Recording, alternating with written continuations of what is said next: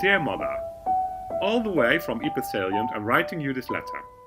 According to most people, I'm one of the luckiest battalion medical officers that serves in the Great War, because I so far survived it without any injuries.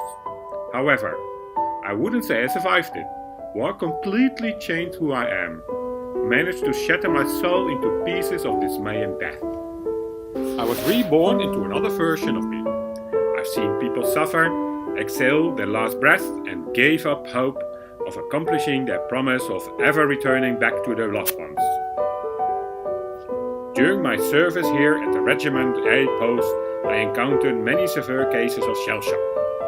Stretcher barriers carry injured soldiers from the trenches to our post. The regimental aid post, however, only provides basic care.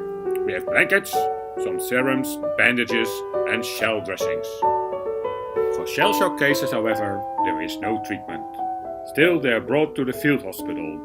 I remember today's case of one of my comrades suffering from shell shock. As soon as the first shell came over, the shell shock case nearly went mad. He screamed and raved, and it took 8 men to hold him down on the stretcher. With every shell, he would go into a fit of screaming and fight to get away. It is heartbreaking to watch a shell shock case. The terror is indescribable. The flesh on their faces shakes in fear, and their teeth continuously chatter. Shell shock was brought about in many ways. Loss of sleep, continually being under heavy shell fire. The torment of the lice, irregular meals.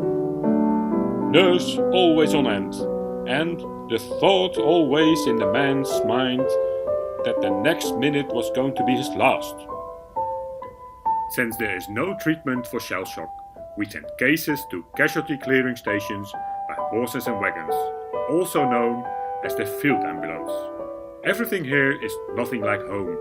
As the days pass, I feel more and more homesick. I hope to return soon. All my love, Eric.